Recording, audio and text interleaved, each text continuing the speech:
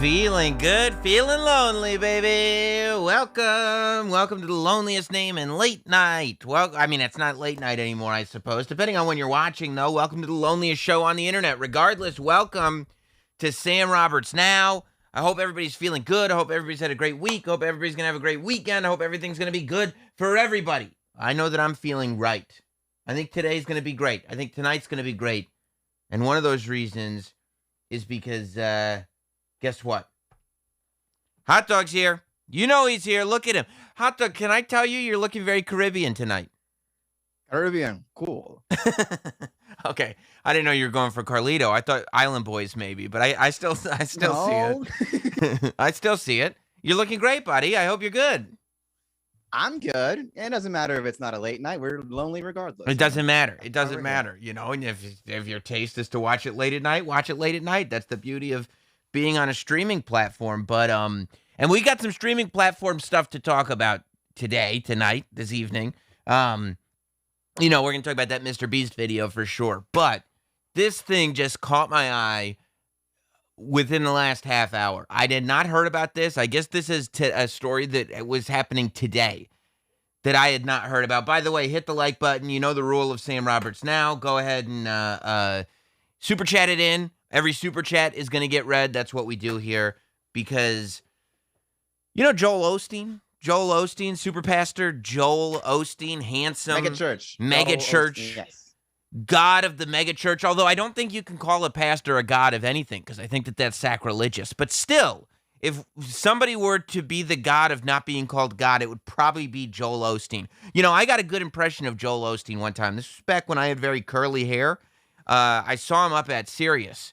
And I believe, if I remember correctly, I was going into the bathroom as Mr. Osteen was coming out of the bathroom. And Joel, I was like, hey, how's it going? I recognized him, but I just said hello. And he was like, hey. And he stuck his hand out and he went, how are you? Like, I'm great, man. And it was like he was really connecting with me. And I was like, oh, my God. Like, you know, you never know about these, famous pastors, but, this guy's the real deal. Like, I felt like, okay, I think I was touched by Jesus. I think something... I mean, that's his bread and butter. That comes secondhand to him. Wow. Forging those connections, you know? It gets better. 24 hours later, the next day, he's wandering around the hallways, searching for a purpose, and one of the SiriusXM talent bookers comes up to me, and he goes... hey, did you say hello to Joel Osteen yesterday? And I went, uh-oh, was this one of those, you're not supposed to make eye contact? Am I in trouble? I went from seeing the angels to seeing the demons. This is not good. I go, yeah. I said hi to him. He said hello. He shook my hand and everything. And the guy was like, yeah. He thought you were Malcolm Gladwell.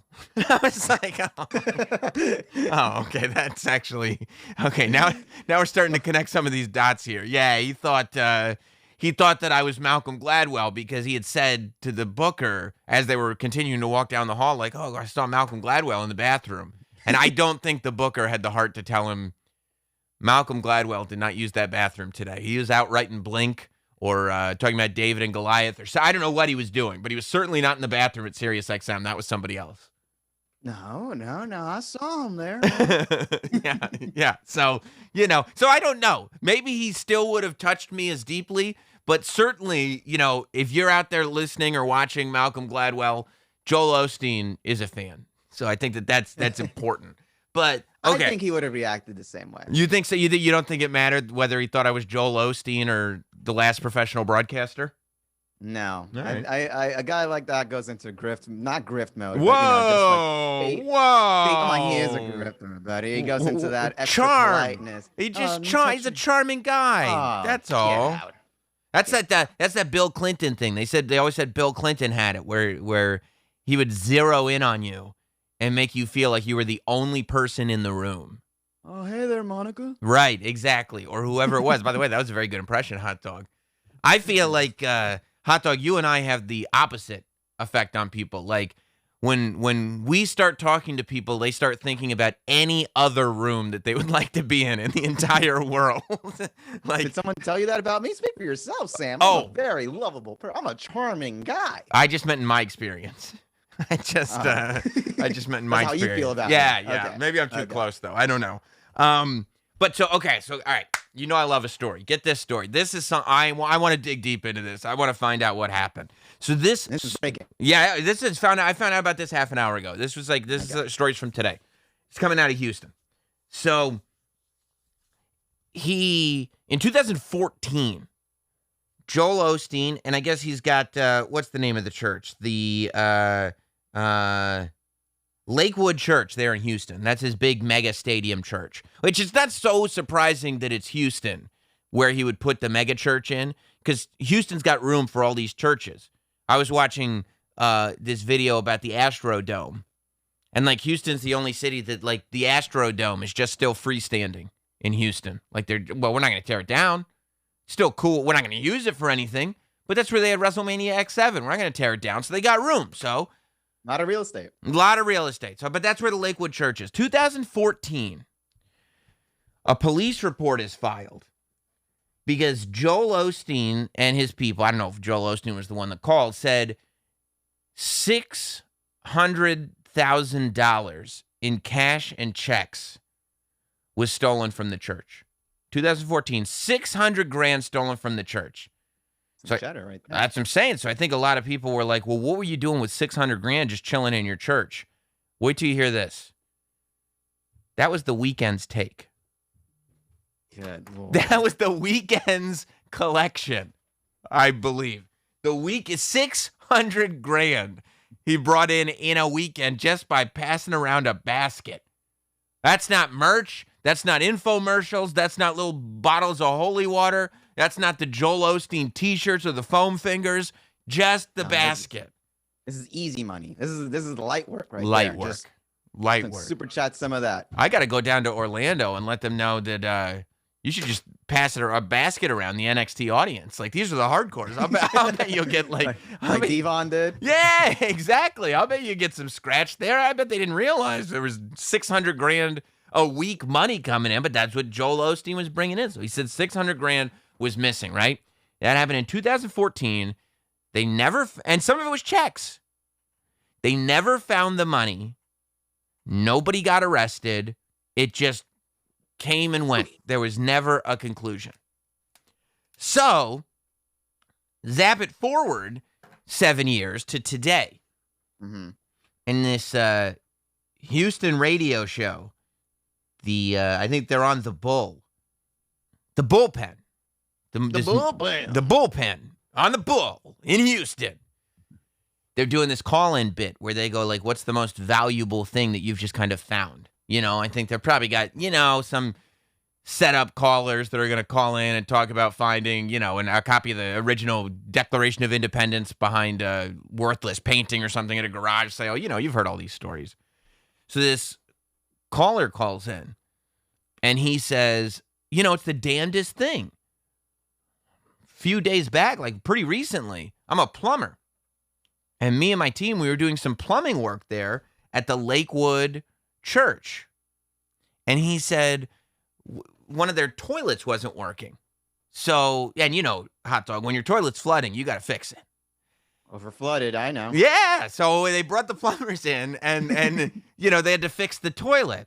So he said he moves the toilet and they're moving the tiles behind the toilet because the wall was kind of messed up. And then they moved some of the insulation. And when they moved the insulation, 500 envelopes come pouring back from behind the wall. Oh my God. Yes.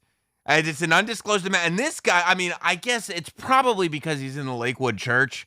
Like, if this just happened at, like, the Roberts residence or the Casa de Perro Caliente, you know, the plumber's walking away with the cash. Or he's going, like, 100 envelopes fell out of the wall. Wasn't it 500 envelopes? No, it was just 100. I don't know what happened. No, it's just 100 envelopes. But, you know, I guess he's in a house of God. So he's going, yeah. I'm going to return them all. He returns them all. And nobody finds out about it until Big Mouth calls into the radio show. Ooh. So, like, they're going, number one, we don't know if it was $600,000 that he found behind the wall. And I mean, honestly, if it was 500 envelopes, it would have to be some pretty big checks in those envelopes to reach 600,000. But super donations, you know? People got money in Houston, though. There's some rich oil money in Houston. I mean, who knows, man? You know, there was probably some super chats getting thrown in there, some 10K. You know, that's not so out of the realm of possibility that there's a few $10,000 donations to the church. Rich people love donating to the church because, number one, they think it'll get them into heaven. And number two, it's tax deductible. So kill two birds with one stone. Avoid hell Paulie and the government. Paulie gets mad at the pastor. Yeah, exactly. He paid. He should be getting in. I mean, he paid. Yeah. So yeah, and this church did release a statement after this asshole called the radio show and decided to flap his gums. The snitch called the radio show and flapped his gums. He was like, "It's the damnedest thing. I didn't know." And the radio station was like, "Oh, that's interesting." And then the national news was like, "Actually, that's really interesting. We should be talking about this." And so now, you know, the church has said it's an undisclosed amount of money, so we don't know how much was found behind the wall. And they go, we got it handled. Don't worry about that. And so but they haven't opened the envelopes. They haven't counted to see how much it is yet. If they have, undisclosed. If they have, they're not disclosing. They're not. Yeah. That's not information they're disclosing. No. I mean, they're not even explaining. Hey, how'd that money get behind that wall? Like that's a weird. Must have slipped through the cracks. Yeah, I couldn't. You know what I bet it was?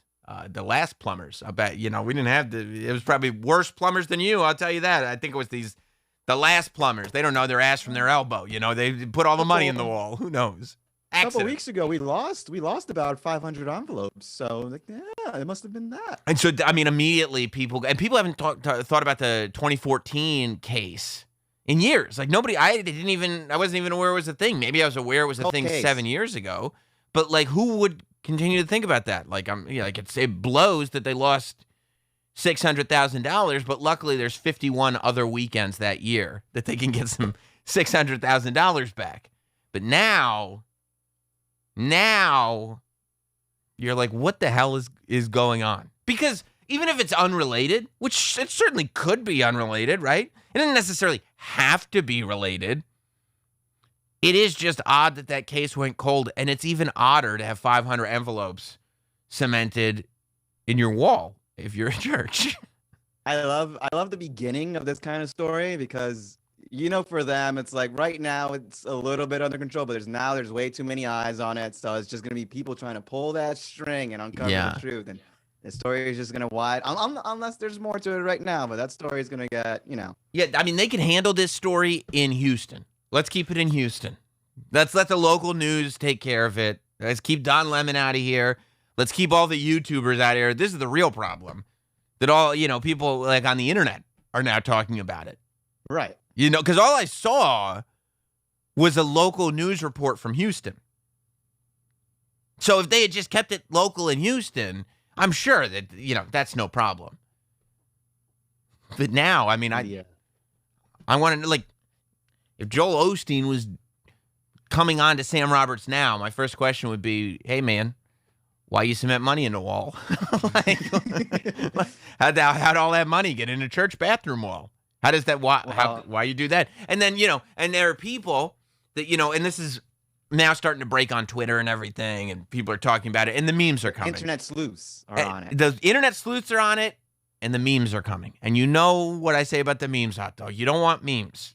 If you want to keep it quiet, you don't want memes. Memes are our most valuable tool of communication in 2021. It's undeniable. Don't you see a meme? You see a meme now, and that's maybe like relevant to the day, and you go, "What's that about?"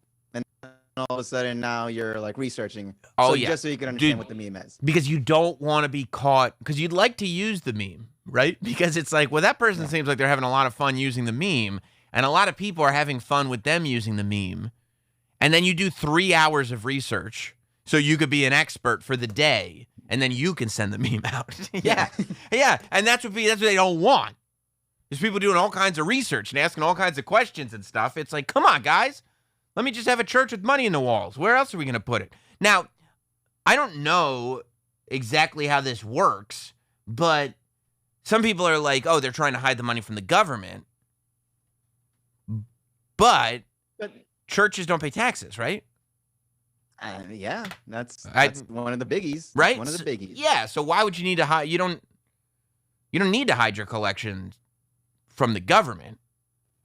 It's all, I mean, if I were running a church and I were a less scrupulous individual, if I had a poorer moral character as a church runner than I do as the last professional broadcaster, then, I mean, it wouldn't be the dumbest thing in the world to take one weekend worth of collections and cement them into the wall in case of a rainy day. Like, that's the beauty of being at one of those churches is $600,000, like, to keep a stadium church going like that and to keep this lifestyle going, yeah. But if for some reason you should ever need to pull out a golden parachute, $600,000 will take you pretty far. You know? Okay, so all right, so now we're theorizing. So wait, so are you saying someone working in the church, but not the church itself? Someone in the church decided, okay, I like that. Let me snag this. Yeah, okay, that's, yes. So, like, yeah, it's probably not Joel Osteen, right? Because when you think about Joel Osteen's lifestyle specifically, you would have to imagine $600,000 is nothing to that guy. Like, I don't know if he lives, remember that other pastor that was blaming COVID on the devil and everything, that he bought Tyler. Remember he bought Tyler Perry's plane, and it was like his third plane, and he kept saying that he needed it for God. In Coach. Yeah, exactly. He did say that, didn't he? Yeah. Yeah. He doesn't want to sit with the demons in Coach, so he had to buy Tyler Perry's plane because he already had 2 other planes. Like, is Joel Osteen living like that? I don't know. But he's probably living in a way where $600,000 is not going to take him that far. And that's where stuff gets you. Like, when you're somebody like Joel Osteen, if you were to want to walk away from the church life, you don't want to step down in your lifestyle. You got to keep your lifestyle manageable. You got to live way below your means. Because if you walk away, you're going to be able to need to maintain that for a period of time. And I don't think $600,000 is going to take Joel Osteen very far. However, I would imagine there are many employees that $600,000 would do quite a lot of good. I would imagine that there are a lot of employees that would take many, many, many years to accumulate $600,000 working in that organization, right? That's probably true, right? Probably, but I feel like this has to be, it can't be just a janitor, It has to be someone high up. No, yeah. Yeah, but look, the janitor could probably take like $50,000 and live like a king. The janitor could take like 3 envelopes and live like a king. But the janitor is not going to leave, that money in the restroom for 6-7 years. No. This is a long-term person. This is a long play. This is a very long play. Plus, it's not collecting interest in the bathroom wall. Right. That's important. No interest gets collected in the wall. It's also Texas.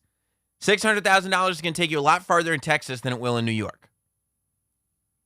And you know what? It could also be, the church doesn't get taxed, but I mean, I don't know how it works. I'm talking out of my ass, but I'm guessing if Joel Osteen gets paid from the church, he gets taxed, I would think. No, If it's a salary, one would think, right? right. So then, Hey, how that's much did the $600. how much did the vacuum guy cost in Breaking Bad? I want to say it was like a. Oh man, that's a good one. I should look that up. Let's see. Yeah.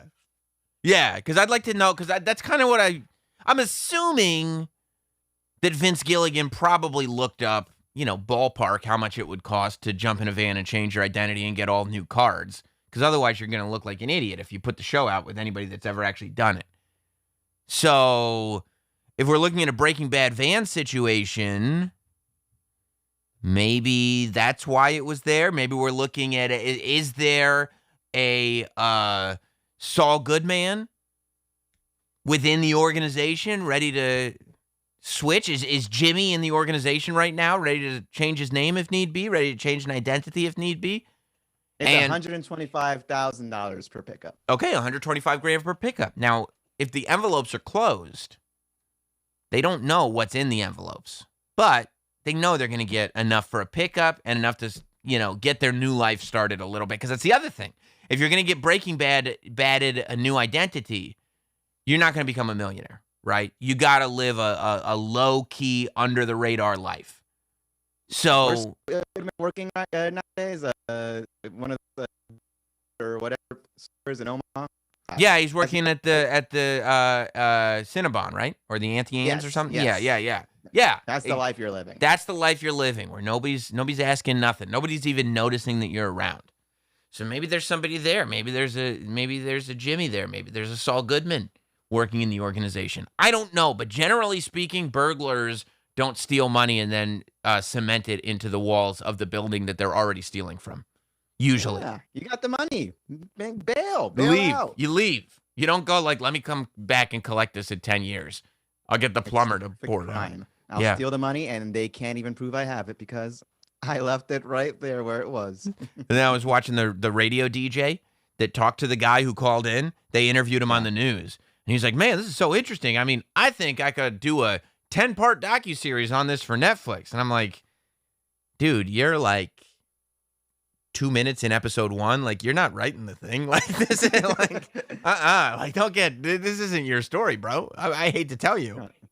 You're on the you're part of the tease. You're like the pre-credit tease. You're basically Jim and Sam in Tiger King 2. Like it's cool, but it doesn't hinge around you. Now, as soon as you mentioned it, I immediately thought of a Breaking Bad crawl space episode. Yeah. Like you just mentioned, for an emergency, Walter White goes underneath and he's looking for the $600,000, but now this plumber has it, and then he's just screaming, Joel, where's the money? Where's the money, Joel? And then, yeah. What bathroom is that plumber working in? Yeah. I hope going on. I hope we get to the bottom of this. I hope we find out what's happening because, man, what a story, huh? How exciting is that? I'm very intrigued. I'm very intrigued. I feel like this has to do with, I always immediately jump to money laundering and drugs and all this stuff. I mean, what else could it possibly be? Well, here's the damnedest thing about church money. If it's used for anything besides godliness, it's bad. It's a scandal. Yeah. Even if they're just buying groceries with it. It's like, bro, I'm not giving money in church so you could buy groceries. It doesn't even, that's the beauty of starting at this place, that it doesn't even need to be drug running. Like, even if it's just, this is the money we use to go buy DVDs, you're fucked because that's not godliness. We pay for godliness. Too many rules. It's lame. What, church money? Yeah. Well, it's like if someone said you can get $30,000 worth of SuperChats every night, but you got to spend it on godliness. Yeah, no. I'd be cementing it into walls all day. Until just long enough for people to stop asking questions. What happened to those SuperChats from last week? Stolen. I filed a police report.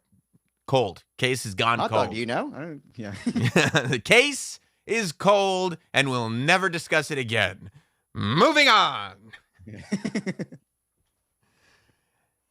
Speaking of big money, have you watched the phenomenon that has taken over YouTube, Hot Dog? Have you watched the video? It's so great.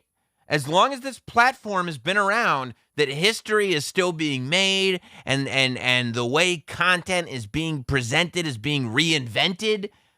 Have you seen Mr. Beast does Squid Game in real life? No, I have not. Why you don't Squid Game like again? Why you don't like that?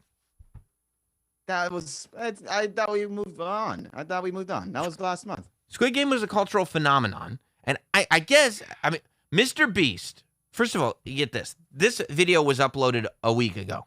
It's been up for 1 week. And I believe it's at 150 million views.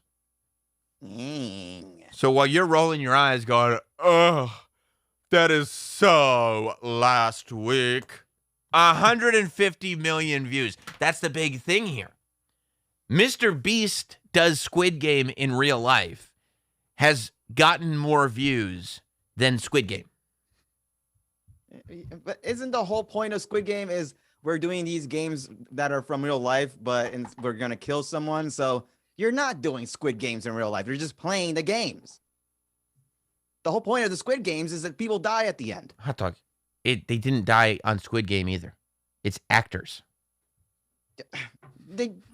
No, you know what I mean. That's the whole point. No, you can't do Squid Game in real life if people aren't dying in real life. You mean to tell me that you don't think it's impressive for a person to get some full-scale warehouses to paint that? Apparently, nobody told Mr. Beast that in the actual Squid Game, they CGI'd all those sets, that they didn't really actually have to physically build everything because he didn't know anything about CGI. So he physically built everything and he painted everything and he had these huge sets. You don't think it's impressive to get 456 people in 456 green tracksuits, redo every set, redo every game, get the big acrylic piggy bank, do all of it, and award the winner $456,000. You don't think that's impressive? He did that? That was the prize? Bro, you know how much money he spent on this YouTube video? $456,000? $3.5 million. Jesus Christ. He's not going to get that money back even if he gets 1 billion views. Bro, this is how naive you are. He got it sponsored. He got it sponsored, bro. He got somebody paying for it, man. Come on, man. Come on, man. Okay.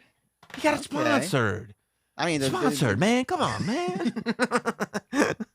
The biggest feat was getting 456 of those costumes. I was looking for those all over Halloween. I might have been with my wife. I was watching with somebody going like, yeah, it's amazing that he got all those jumpsuits. I'm like, no, that's the least amazing thing of the whole video. Like, it's incredibly staffed. Like, he's got the pink people with it. Everybody's wearing little like smoke packs under their white t-shirts so that, you know, they can watch everybody. And when they're playing red light, green light, he built the big Korean Russian doll looking thing that's at the end of the thing. He had all the staffers watching. He had everybody's like smoke packs connected to an app on the phone so you could blow through people. You know, I mean, okay. And he wasn't like, they're really dead. They're really dead. It was, look, we put a smoke packet in their shirt. How amazing is this? And when we hit this button, they have to sit down. They weren't trying to make you believe that they killed people. They showed you, they did tug of war. You know, they did the tug of war game. Mm-hmm. They built a giant foam pit at the bottom.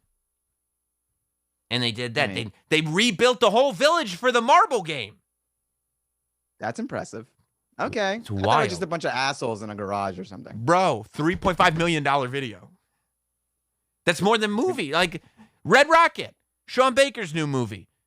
It cost $1 million and change. It's a darling of the critics right now. Mr. Beast spent triple that on his last YouTube video. It's 25 minutes. Paranormal Activity cost a couple $100,000 to make. Couple bills. Nope. Mr. Beast is like, hold my beer. And then at the end, I thought this was brilliant too. At the end, I watched the whole thing. It's down to like, I don't know. It was like down to 4 people instead of just 2. And he was like, I got a theory. How many of you guys know how to play actual Squid Game? And nobody raised their hand. He was like, exactly, because we were raised in the United States. So instead, we're going to play musical chairs. And so they played musical chairs instead of Squid Game at the very end. And one person won, and they won $456,000. And it was amazing. Now, I'll tell you, I think people started jumping on eventually. Like, as this thing became huge, because like I said, 150 million views in a week. Mr. Beast has been making YouTube videos since he's a kid. He's been making YouTube videos for like 10 years. And for years and years and years and years, he was making these videos that nobody was watching. And he's got this business model that to me is perfect. It's the way creative people and creators should run their business. He basically takes the money that he makes doing YouTube videos and then spends the money in YouTube videos. Like, he's kind of money obsessed in a weird way. Like, most of his videos, so he's got multiple channels. He does do a reaction channel. He's got a channel that's totally dedicated to him doing charity, like cleaning up beaches and stuff. Like, it's, but it's Mr. Beast stuff. It's like games and YouTube videos that revolve around doing something charitable. And then he does like things where he started to blow up because he started giving regular folks huge sums of money on video and looking at the reaction. Like, I think one of his first videos that he got sponsored is that he got a sponsor to give him 10 grand, which at the time was like huge money for him. Originally they wanted to give him 5 grand. He like pleaded, he got him to double. They gave him 10 grand. So you know how much he spent on the video? 10 grand. 10 grand, the whole thing. And you know what he did? He said, I need 10 grand for this video. And they gave him 10 grand. And you know what the video was? I give 10 grand to a homeless person. That's not the best business model. And he took his $10,000 and he gave it to a homeless person. But you know what? It was a great video. Everybody watched it. Everybody was like, this is great. This is great content. And then he reached out to the next person. He's like, I need $10,000 to sponsor this video. And they go, okay, we'll give you the $10,000 to sponsor this video. And you know what the video was? I tipped the pizza guy $10,000. And you're just like watching and you're like, oh my God, this is incredible. He just like, and now that he's become like very, very successful and he's at a string. I mean, like, he's got a ton. He's last like several years. He's putting out these huge elaborate videos. I think he did one where it was like he got a Lamborghini and everybody put their hand on the Lamborghini. And it was like the last person touching the Lamborghini gets to keep it. Have fun, guys. The last what? How does that even work? So like you get a room. It's an old radio gag, but usually they didn't use a Lamborghini. They just used some piece of shit that the used car dealership gave them, and that's all they could. That's all the radio station could, because they're not trying to spend $1 million on a YouTube video here. We're doing a $7,000 radio promotion, so let's get a $4,000 car and pocket the rest. So the deal is that you get like 15 people or something. And they all put their hand on the car, or they all have to have their body touching the car. And the whole thing, it's just last person touching this car gets to keep it. And so theoretically, you could be there for, days. You see what I'm saying? Like, okay, it's the long play. It's not like we're going to settle this in 20 minutes. It's who's going to be the last person to drop. Who's going to starve to death. Right. Or like, I'm going to put my back against the car and I'm going to go to sleep. But then if I kind of fall forward while I sleep, I'm not touching the car anymore. You fucked up. You fucked up. And you lose the car, So he's doing all this stuff. I just saw what he got. Like, I thought it was great when I built a little studio for myself. But, to be fair, looking at the super chats coming in, I figured around this is the construction that I should have. I am absolutely using the income coming in from my content to, And super chats come in and they go to the studio. Yeah, exactly. And the studio is there. This is what I mean, if you guys want a nicer studio, get a nicer studio for yourselves. You know what I mean? It's up to you. So Beast, on the other hand, went out and he was like, okay, I build these sets for my videos, right? So I bought this he bought a giant empty warehouse so he could build sets in. But the thing is, he was working on multiple videos at the same time. And he was using different sets for every video. So he was like, I build like 3 sets and I can't work on any other videos because those sets are built. I can't simultaneously do more than 3 videos. I know what I'll do. And he goes out and he buys a property that I believe has like 3 or 4 warehouses on the property and 100 acres all around it. Good Lord. And this is what he does. He just sits there and he makes millions of dollars off YouTube videos, and then he spends that money to make more YouTube videos. And when I say spends that money, I watched this interview with him, and he showed the guys doing it his financials.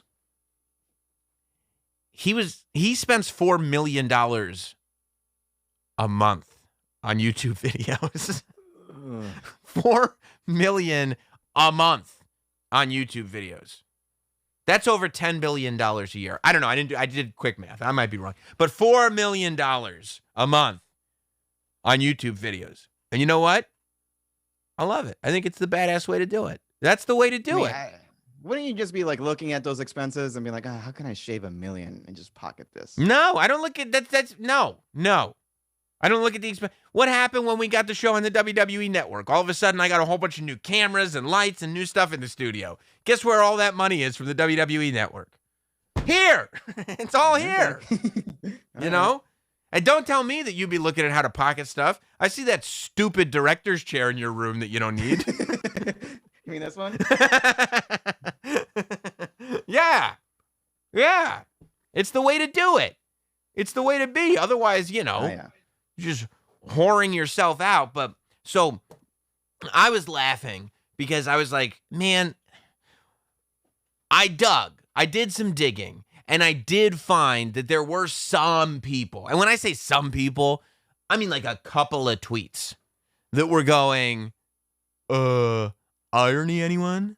He's making all this money even though the show is anti-capitalist. But, here we go again. I know, but it like that stupid message. It doesn't. It really doesn't fit on this one, because then I'm like, well, Netflix made a lot of profit off of the show, and the guy who wrote the show made profit. Everybody's making money off the show. Like I don't think that this correlates. But what I found so funny was that that reaction was so much less for Mr. Beast than it was for when Chrissy Teigen did her party. And if you want to look at it with a brain, I think that that's appropriate, because it is so much grosser to spend all of this money for just this ridiculous, opulent party that nobody's going to see except you'll take a couple shots for Instagram, and it's just a bunch of adults wearing costumes because their celebrity friend wanted them to wear costumes. Like the whole thing is it's just such a gross culture, versus spending all the money actually making a product that people are going to consume, making entertainment, like making a thing. I think has way more honor in it than just, putting on a party that for no reason other than just to show people, like, I liked a TV show and I'm so rich, this is the only way I know how to show that. Don't you understand? Don't you get the irony, man? Like, he put 456 people through the ringer so they could they didn't part of this entertainment for people around the world to watch on YouTube. Hot Dog, you might have hit the nail on the head earlier on. He actually did not kill any of them. They didn't die. And it was only over, it wasn't, they all ate, it was all good. Like, they weren't mistreated at all. And they got to be in a Mr. Beast video with 150 million views on it. Like, it's really okay. But the reason I thought it was funny is because you could, like, Chrissy Teigen's party is not outwardly offensive either. But I think there is, I think people just hate her.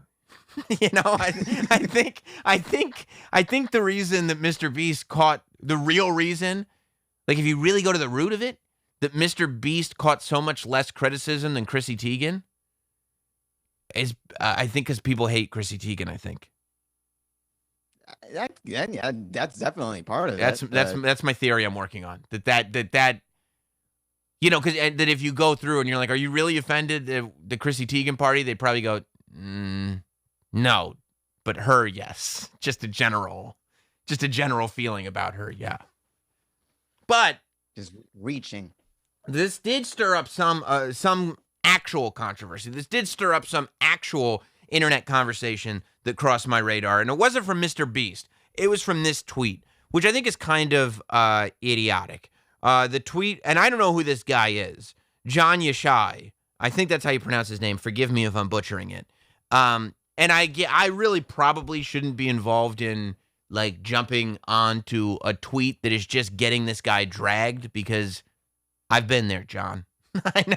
I drag you. I know how it feels, but I got dragged. So he's deleted this tweet as well, which I think is cowardice. I left my tweet up. I believe it's a cowardly thing to do. But he got dragged worse than me. He wrote, at Mr. Beast Squid Game video, 103 million views in 4 days. It took 7 weeks to make.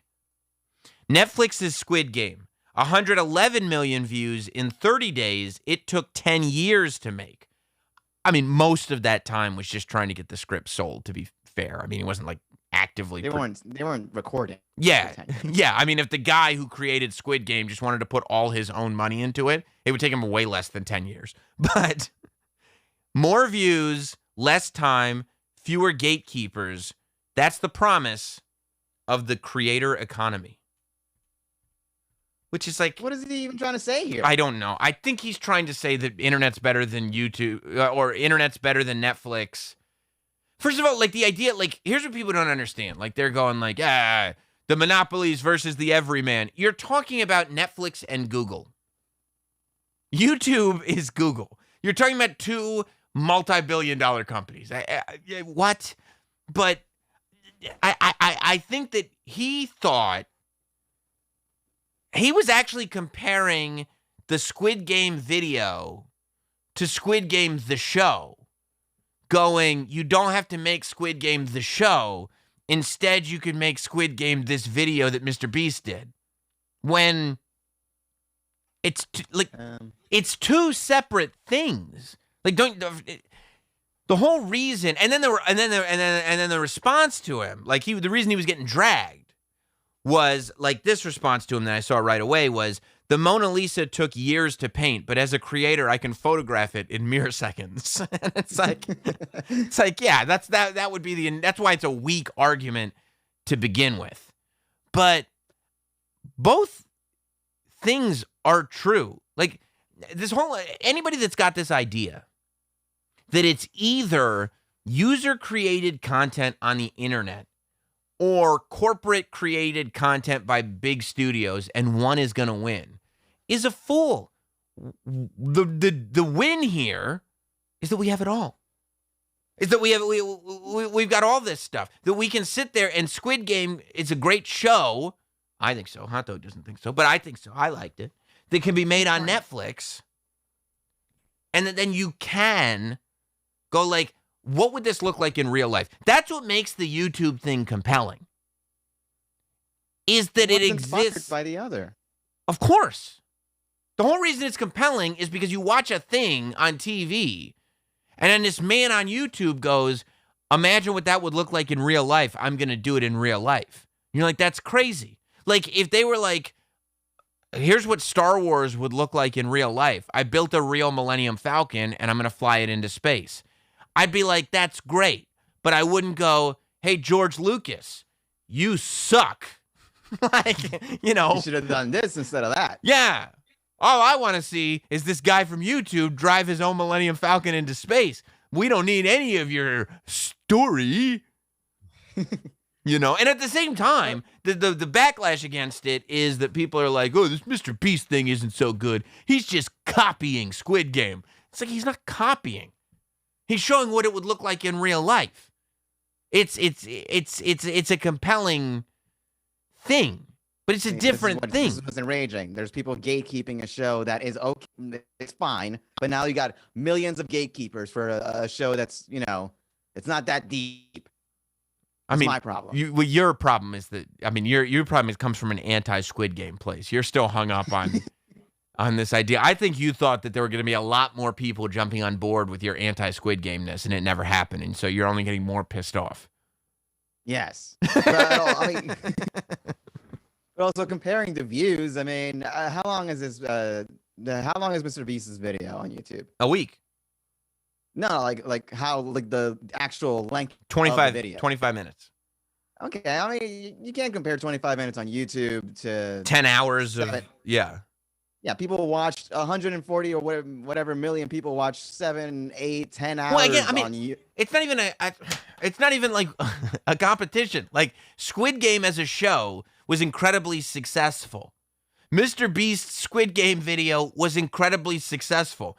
Isn't it great that those two things can be incredibly successful? Why would you decide that you want to pick one instead of having both? It's like I've got cake and I've got cookies. And they're like, oh, this cake is so good. Fuck those cookies. And I'm sitting here going like, I mean, the cake is good, but also cookies are good. What if we had cake and cookies? Except for that guy who said, fuck the cookies. He gets no cookies, and the rest of us get both the cake and the cookies. That's the way to live life. Yeah, but that one's better than the other, though. Yeah, because you have to be smarter. You have to be the smarter one. You have to be the one that's like, I like the internet, not the studios. Yeah. So, cool. okay, all right. So I guess this guy is saying is let's just skip the creative process of any show ever and just go straight to the parody. Well, look, I love the idea because here's what's dangerous, but you see the same thing happening with studios, right? Like, you have the ability to make this movie, and instead you do the exact same Marvel movie over and over again, or whatever you do that's got, like, no integrity to it. Like, you can, that also happens on YouTube all over the place. Like, I mean, there are so many YouTubers that are just stealing each other's ideas, and they're doing the same old shit, and I mean, it's all over. But I love this idea that there's at least some people that are acknowledging how much money these videos can bring in now, and that if the videos can bring in that much money, you can put that much money into it and push the genre forward. That's what the headline should be. There's somebody on YouTube that's actually pushing the genre forward, not like Netflix sucks. Yeah, I mean, I thought it was pretty stupid until you mentioned the sponsor. And I was like, I don't know why I forgot about that. Yes. Smart. You get some sponsorship money and then you're good. Yeah. Yeah. And Mr. Beast has said that there are videos that he's lost money on, so they don't have to do another video to gain that money back and get back in the black, you know? But, like, you know, it's also a good way, like, people who just, like, keep all their money, eventually, like, you don't want to see a guy who's making millions of dollars with a GoPro and, like, you know, just like, hey, guys, it's like, you know, you're making a whole bunch of money. You could put a little something into your video, right? Yeah, just like the vloggers, you mean? Stuff like that. Yeah. Yeah. But, I mean, you generally see it. The ones that are successful, like, look at Logan Paul. Like, you look at his, like, podcast, it looks like there was money put into that thing. It looks like, yeah, there's real production value and editing and the whole thing. And there's like, you don't sit there. Some of these creators, you're like, this is my staff. I'm like, what are they doing? What are they doing? Pay them $15 an hour. Yeah, they're just sitting there putting money in the bathroom walls. They're not doing anything. Oh, have you seen yet? We brought it up last week for momentarily. We only brought it up last week though. Oh, I thought I had a picture of it. We only brought it up last week in reference to the fact that I watched the Von Dutch doc instead of this doc. But did you watch any of the Beatles Get Back? No, not yet. It's really good. It's basically the Get Back sessions, the whatever, Let It Be sessions. Like, they brought the Beatles together for 3 weeks, I think it was. And they didn't work weekends, by the way, which I thought was hilarious. They're like, we got 3 weeks to record this album. Our backs are against the wall, and it shows every day. Basically, they had 3 weeks to record their last album. They didn't know it was going to be their last album for sure, but it turned out to be their last album. And their idea was that they were going to record it live in front of an audience, like not in a traditional recording studio. Again, getting a warehouse and like just putting the mics up and everything, and the audience would be there as they recorded this album live for the first time. And it's like, you know, it's very stressful. That's cool. Yeah, very interesting. but they were going to make a whole TV special out of it. And so they brought a camera crew in to film them and record audio on them the entire time they were making this album. So the entire 3 weeks are documented. And I mean, almost none of this footage had ever seen the light of day. And old Lord of the Rings Peter Jackson found 60 hours of film and like 100 hours of audio footage, or, you know, whatever, and put together this like 3-part series, docu-series that I think it comes out to like 8 hours or something like that. That is amazing because you get to see, I mean, you see genius at work. You see the Beatles putting together all this, just incredible works. It's an unbelievable thing to see. How does someone hold on to that much footage of like the Beatles and for decades and just not release it? Because they put it in a bathroom and somebody tiled over it. And a plumber came. Yeah, a plumber came and found it all. Yeah, I don't know. This will be good in 30, 40 years. Yeah, exactly. I don't know. They just discovered it at some point. But I think my favorite part, because you're watching this thing and you're like, you see Paul McCartney's getting frustrated because they can't come up with a song, and he just starts strumming, and he just pulls Get Back out of his ass. Like, you just watch him just create the song Get Back. They're sitting there, they're arguing over who's gonna or where they're gonna do their special. You know, where are we gonna shoot this? Where are we gonna do this? And while like John and George are going back and forth with ideas, you just hear the piano plucking in the background. And you just hear boom, boom, boom, boom, boom, boom, boom, boom, boom. And I'm like, wait, is that Let It Be? Is he just like creating Let It Be while this conversation is happening right now? Off rip. It's crazy. Yeah. It's unbelievable. George is kind of annoyed because they won't do his songs, but like, you know, I think he's got 1 or 2 on there. Yoko is sitting there the entire time. Yoko is basically on John Lennon's lap. She is right next to them. She's in every shot. Like, every shot is the 4 Beatles and Yoko. And Yoko trying to get in on it. Well, no, she's not. I think all the Beatles by that point are aware, like, Yoko is a part of this, or there's no John. And we got to have John, so whatever. Like, you know, they don't put up a fuss at all. And literally, they're sitting there recording Let It Be, or, you know, coming up with the album. And Yoko is just right next to them. Like, it's the 5 of them instead of the 4. Yoko's just sitting in a chair reading the newspaper or knitting. Like, not even paying attention to him. She's just next to him. Like a service animal. You know, like somebody like a pet that just makes you feel better. That was Yoko. Wouldn't that be great if you were in that position where like a bunch of legends are just doing their thing and you could be like, don't mind me. Well, that's what I was watching. I'm watching, right? And I'm like, you know, I'm watching with my wife, and I'm like, I don't know that Ringo had to be there every day. You know, I think they probably could have just brought him in when they were done. And she was like, yeah, but aren't you jealous? Don't you wish you were Ringo? And I'm like, I'd rather be Yoko than Ringo. I'd rather just read the newspaper and watch them do their thing. I mean, yeah, at least don't pretend. Like, nobody thinks that you're actually in the band. But poor Ringo. But what I couldn't help but think to myself, and I feel like this is most of us, they were working on this album behind the scenes. They had cameras and mics on them the entire time. Do you know how much shit talking would be involved if it were anything that I was doing? Like, you know what I mean? If the mics were just on during the creative process, like, shouldn't that have just been all shit talking and gossip? You know? I mean, it must have been. It must have been cut out, you know? You think Peter Jackson was like, I don't want to sit there. They're just sitting there shitting on the Beach Boys for like 3 hours. Because there's one little reference to the Beach Boys early on, but that's pretty much it. You think there were like hours of the Beatles shitting on the Beach Boys or Eric Clapton? And Peter, I think Yoko and John leave the room for a couple hours. Okay, I see. They're like, oh, the king and queen have left. What the fuck is she doing here? Oh, fuck you, Ringo. What are you doing up there? Yeah, you're probably right. You're probably right.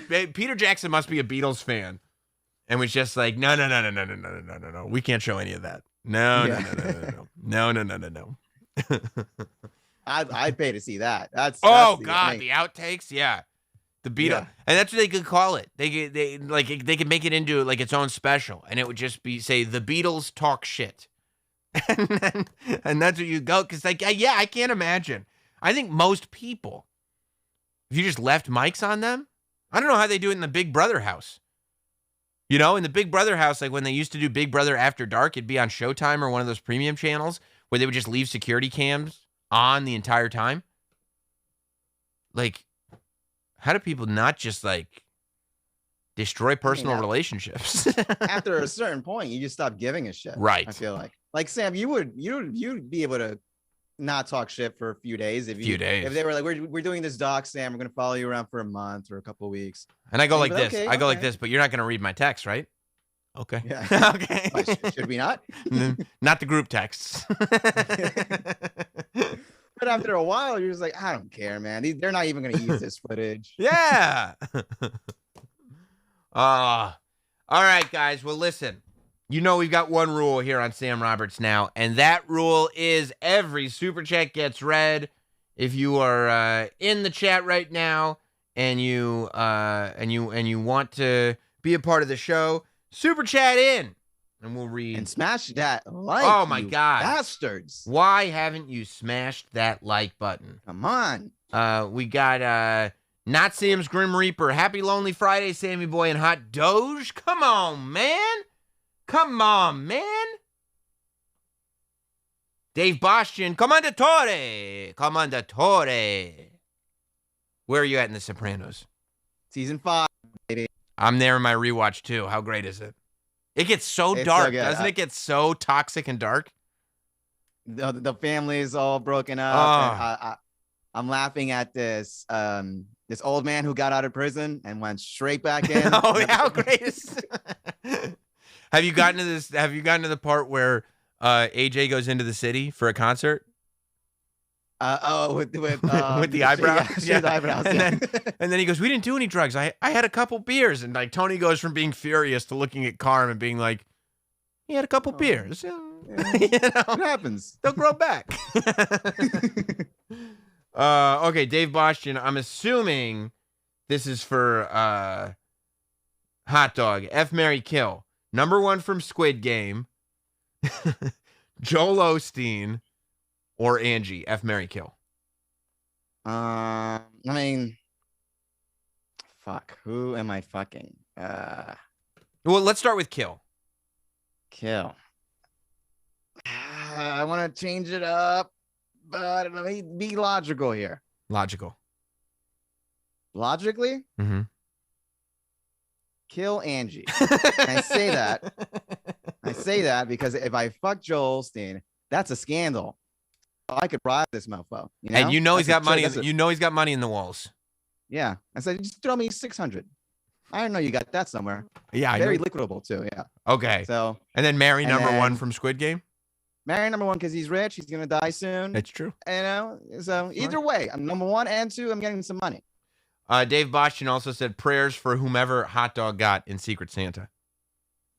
I got someone. It's interesting. Yeah, I'm sure you did. R.I.P. Dex Teft and Big Cat Watley. Meow. That's exactly right. Hot Dog, does Steak and Shake count as a steak? Okay, that's a little Fez Watley reference. Zatoichi's Cane Sword. Sam, why'd you change the showtime? Half the country is still at work. Sammy, night time come early? No. I was just looking at viewing habits on the channel. And it felt like there were more people active earlier in the day. I wanted to switch it up. I wanted to see if it worked. If it doesn't make any difference really, or if it's not as good for more people, we can go back to 10 p.m. You know, I'm not opposed to that, but the trial run. Yeah. We're seeing if maybe 6 p.m. is the 2022 thing. Who knows? Could be good. Rich E.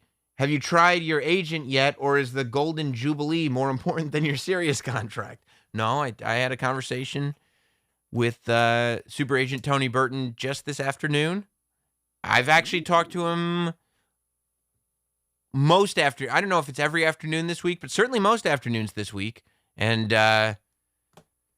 Yeah, snail's pace. Snail's pace. And it's not on our end. All right. Yeah.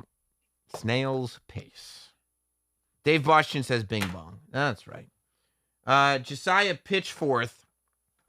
Any advice for trying to weasel your way into a higher pay grade?